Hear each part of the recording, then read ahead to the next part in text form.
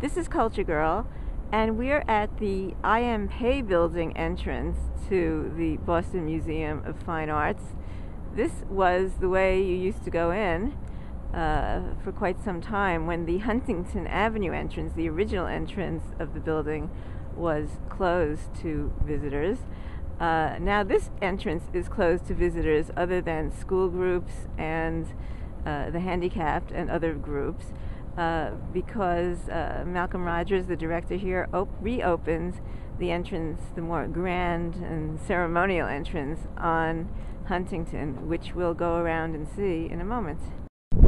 There's only one problem with moving that entrance from the Pay building. As you can see, there's parking over here, and there's more parking around this way for the public.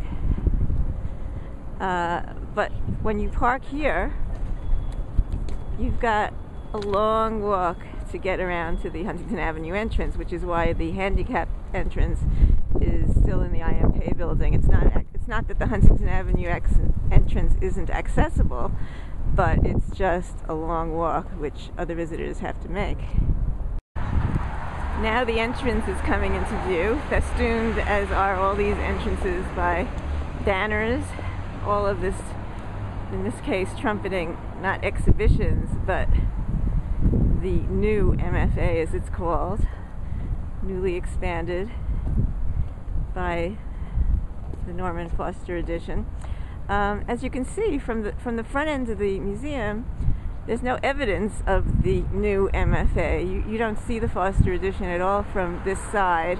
And frankly, I haven't gotten the press tour. I got here a few weeks later, and I don't know if it's visible from the outside at all or simply enveloped by previous construction as it appears to be in a way from the courtyard area where they have their big cafe. But we're going to keep walking around and see what we see. Now this is who I remember from all my previous visits to the MFA, the entranceway sculpture here by Cyrus Edwin Dallin, Appeal to the Great Spirit. The new edition includes American Indian galleries, which show the limited but with some highlights collection of American Indian art that the museum holds. They acknowledge in their labels that they still have a lot to do with that. But an American Indian was always the iconic object just at the entrance to the museum.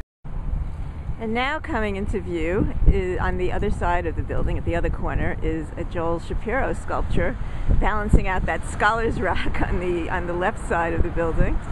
And now let's move along from this edge of the building and see if we see anything resembling new construction. Wait a minute, something is coming into view, and that apparently is the new Norman Foster building. I must say it's kind of unappealing to me from the outside. I will be talking in another video about the inside. It's pretty plain, box-like. I understand that it's trying not to compete with or be out of character with the building, but I think this might be a case of one of those additions that's respectful to a fault because it lacks distinction in its own right. There are different ways of doing this add-on business. Sometimes you could do something like the Nelson Atkins Stephen Hall edition, which is totally different from the original, but somehow works well with it.